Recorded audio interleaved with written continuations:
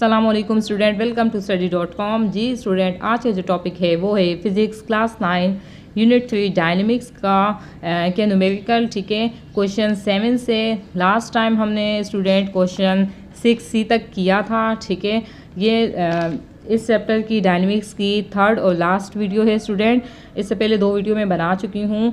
आप description box में मैं लिंक दे दूँगी आपको, आप वहाँ से देख लीजिएगा या फिर आप चैनल पेज पे जाके भी देख सकते हैं। ठीक है, तो ये थर्ड एंड लास्ट वीडियो है। ये वीडियो देखने से पहले आप स्टूडेंट जो बाकी 2 वीडियो हैं वो भी देख लें, तो आपको ये टॉपिक अच्छे से समझ आ जाएगा। ठीक है, तो चलिए स्टूडेंट स्टार्ट लेते हैं क्वेश्चन 7 से, जो कि है an empty car has 1200 kg मास। एक एम्प्टी कार है स्टूडेंट जिसका मास कितना है, 1200 kg है। ठीक है, its engine can produce an acceleration of 4 metre second inverse square. कहते हैं कि एक एम्प्टी कार है जिसका जो मास है वो कितना है स्टूडेंट, 1200 kg है। ठीक है, और उसने कितना एक्सेलरेशन प्रोड्यूस किया है, 4। तो यहाँ देखें मैंने इस मास को m1 का नाम दे दिया है, जो कि इज़ इक्वल टू है कितने के, 1200 kg के। ठीक है, और उसने कितना एक्सेलरेशन प्रोड्यूस किया, तो उसने 4 मीटर सेकेंड इनवर्स स्क्वायर का एक्सेलरेशन क्या किया स्टूडेंट, प्रोड्यूस किया। ठीक है, if 300 load is added to mass by passenger and luggage. कहते हैं कि ये जो 1200 का मास है इसमें मज़ीद हम 300 kg का लोड ऐड कर दें। किस मीन से, या तो हम पैसेंजर्स में बिठा दें, ठीक है, या हम उसमें लगेज डाल दें, तो word acceleration the same engine will produce. तो अब कितना एक्सेलरेशन प्रोड्यूस होगा जबकि इंजन क्या है, सेम है। ठीक है, तो m2 क्या है, 300 kg है, जो कि हमने 8 किया है, और a2 हमें कैलकुलेट करना है यहाँ पे। ठीक है स्टूडेंट, तो चलिए सोल्यूशन देखते हैं स्टूडेंट। तो यहाँ पे सबसे पहले जो फॉर्मूला यूज़ होगा वो होगा F is equal to m1 a1। ठीक है, क्योंकि हमसे a2 पूछा गया है तो a2 हम बाद में निकालेंगे, पहले हमें इसकी फोर्स पता होनी चाहिए। ठीक है, तो स्टूडेंट f की जगह हम f ही लिखेंगे, इज़ इक्वल टू m1 की जगह हम क्या लिखेंगे स्टूडेंट, 1200। तो 1200 लिख दिया हमने m1 की जगह। ठीक है, a1 कितना है स्टूडेंट, 4, तो हमने ये 4 लिख दिया। ठीक है, अब इन दोनों को आपस में जब मल्टीप्लाई करेंगे स्टूडेंट, तो देखें एक दफ़ा ये क्या आंसर आ गया स्टूडेंट, 4800 न्यूटन इसकी क्या आ गई, फोर्स आ गई। अब चूंकि इंजन सेम है तो उस पर यही फोर्स अप्लाई होगी स्टूडेंट।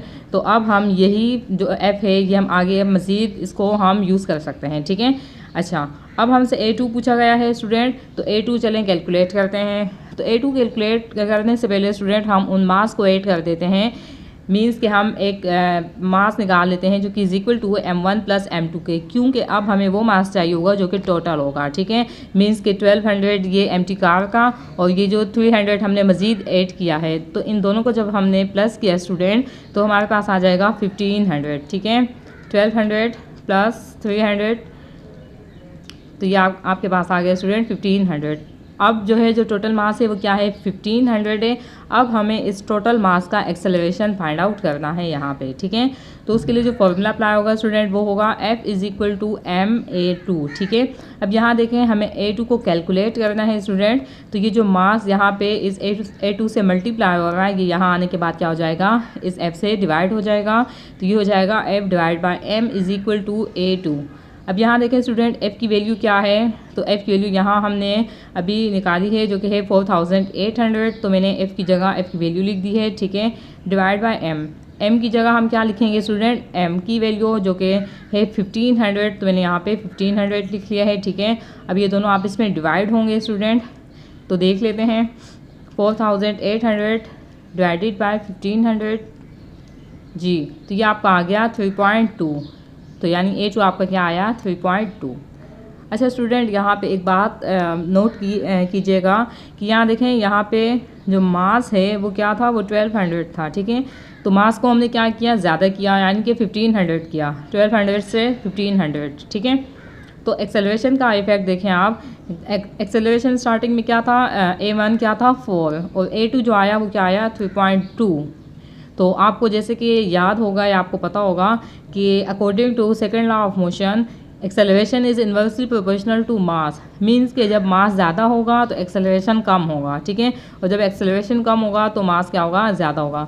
तो अब आप यहाँ पे देखें कि मास हमने ज़्यादा किया है, स्टार्टिंग में 1200 था, देन 1500 हो गया फाइनल, ठीक है, तो मास क्या हो गया, ज़्यादा हो गया। तो एक्सेलरेशन देखें आप, पहले 4 था, उसके बाद क्या हो गया 3.2, तो एक्सेलरेशन देखें आप कम हो गया है, ठीक है, मीन्स कि ये चीज़ जो है वो यहाँ पे आके देखने को मिल रही है कि जैसे ही मास ज़्यादा हो गया एक्सेलरेशन क्या हो गया, कम हो गया, ठीक है, क्योंकि इनका आपस में क्या है, इनवर्स रिलेशनशिप है। चलें स्टूडेंट अब देखते हैं 8B को, ठीक है, क्वेश्चन 8 जिसका पार्ट है B. The mass of an object is 60 kg, एक ऑब्जेक्ट है जिसका मास कितना है, 60 kg उसका मास है। फाइंड इट वेट, अब हमें उसका वेट फाइंड आउट करना है स्टूडेंट, कहाँ पे, 3 जगहों पे हमें उसका वेट फाइंड करना है, ठीक है, एक तो है अर्थ, एक सेकंड है मून और थर्ड है मार्स। तो यहाँ देखें जो वेट ऑन अर्थ है मैंने उसे W, क्योंकि आपको पता होगा कि वेट को हम W से डिनोट करते हैं स्टूडेंट, मतलब कि W उसका सिंबल है, तो वेट ऑफ अर्थ, अर्थ के लिए मैंने स्मॉल ई लिख दिया है, ठीक है, ये हमें कैलकुलेट करना है। सेकंड हमें वेट कैलकुलेट करना है किसका, मून का। थर्ड हमें वेट कैलकुलेट करना है किसका स्टूडेंट, मार का, ठीक है।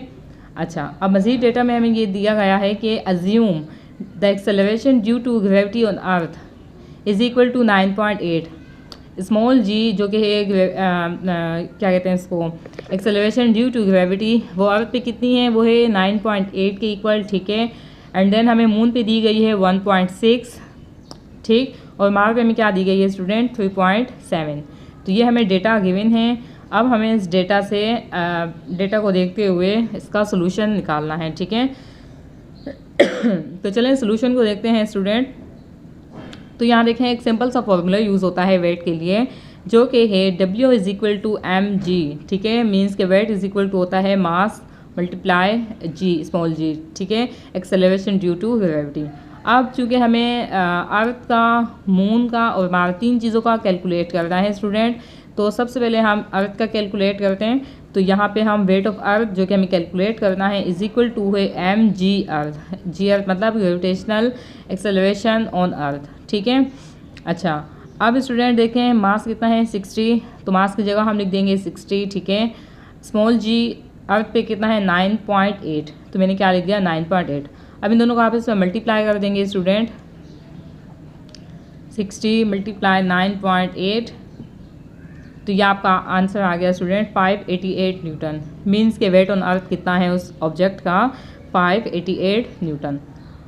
जैसे हमने mass of earth find out किया है स्टूडेंट, वैसे ही हम वेट ऑन मून भी कैलकुलेट करते हैं स्टूडेंट, जो कि इज इक्वल टू है मास multiply by gravitational acceleration on moon, ठीक है। तो यहाँ पे m की जगह हम क्या लिखेंगे student 60 and g on moon लिखेंगे। जी ऑन मून कितना है स्टूडेंट 1.6, तो हम लिखेंगे मल्टीप्लाई बाय 1.6। अब इन दोनों को स्टूडेंट आपस में मल्टीप्लाई कर देंगे हम, तो आंसर आएगा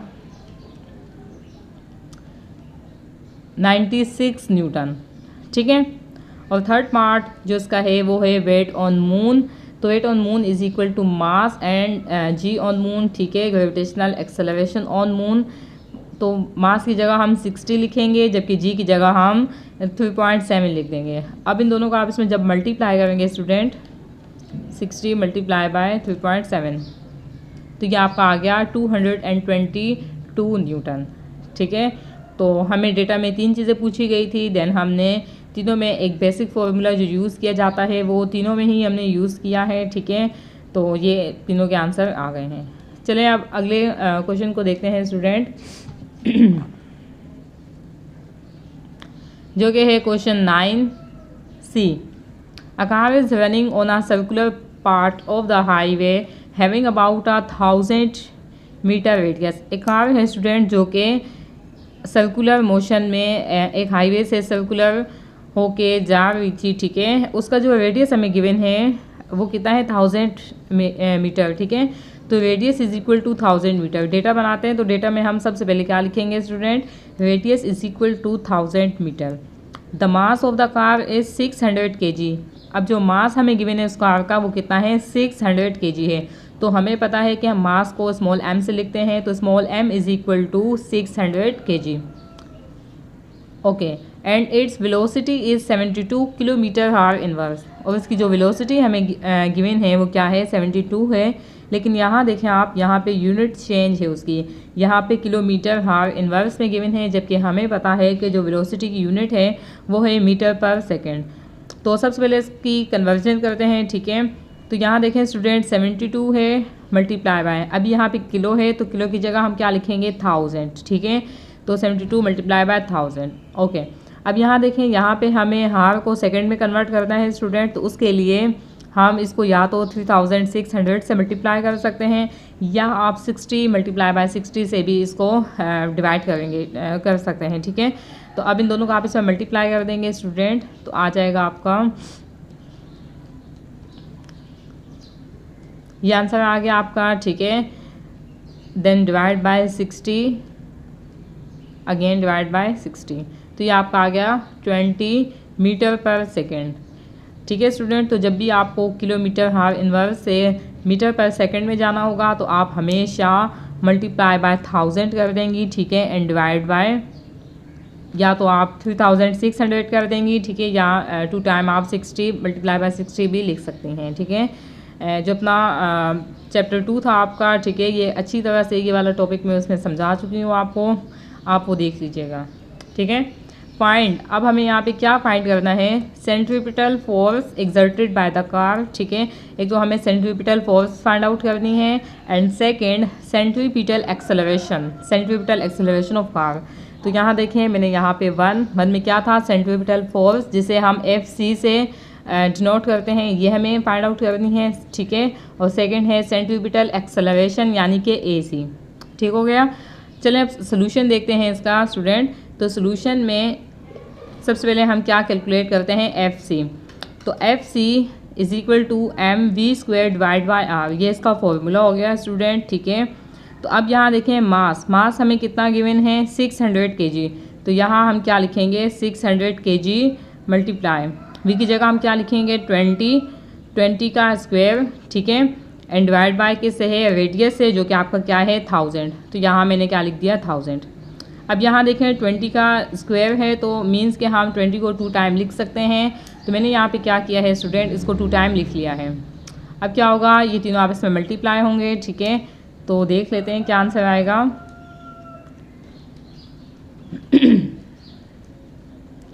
तो ये देखें स्टूडेंट, 2,40,000 आपका आंसर आ गया।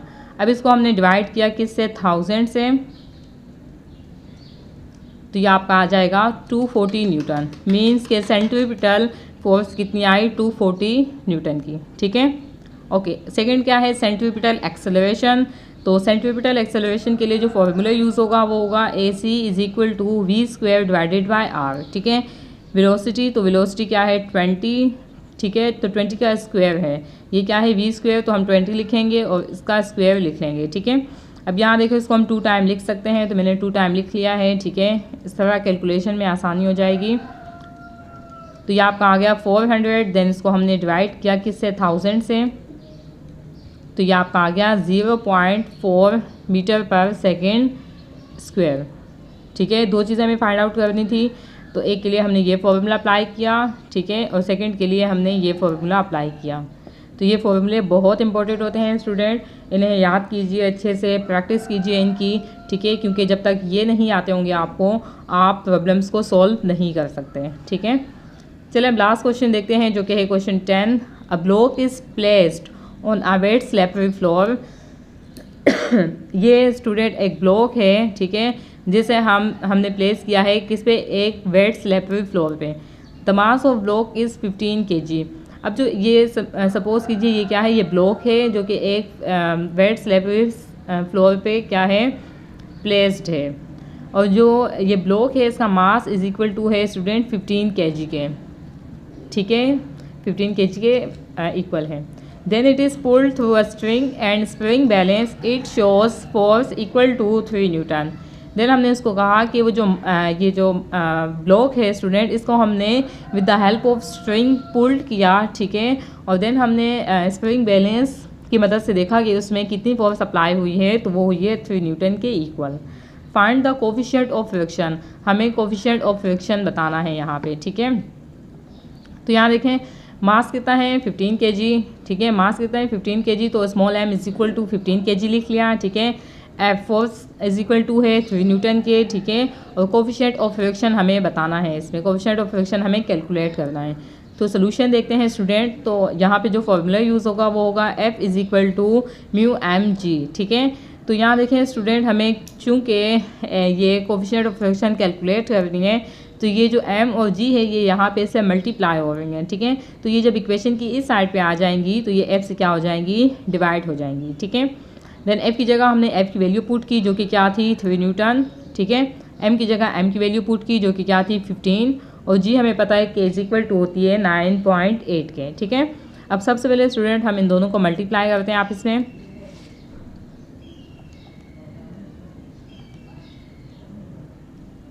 तो ये आ गया आपका 147। अब इस 3 को डिवाइड कर देंगे 147 से, तो ये आपका आ गया 0.0204, ठीक है। और स्टूडेंट कोफिशिएंट ऑफ फ्रिक्शन की कोई भी यूनिट नहीं होती। सेकंड बात ये कि जिन जिन क्वांटिटीज़ की यूनिट्स होती हैं आप हमेशा, जैसे कि यहाँ देख लें एक्सेलरेशन की यूनिट है, ठीक है, फोर्स की सेंट्रीपिटल फोर्स की यूनिट है, तो ये यूनिट्स लाजमी लिखा करें, इसके आपके एग्जामिनेशन में अलग से मार्क्स होते हैं, ठीक है। तो स्टूडेंट अगर आपको ये वीडियो पसंद आई हो तो प्लीज़ लाइक कीजिए, शेयर कीजिए, सब्सक्राइब कीजिए, ठीक है। अपना बहुत सा ख्याल रखिएगा। अल्लाह हाफिज़।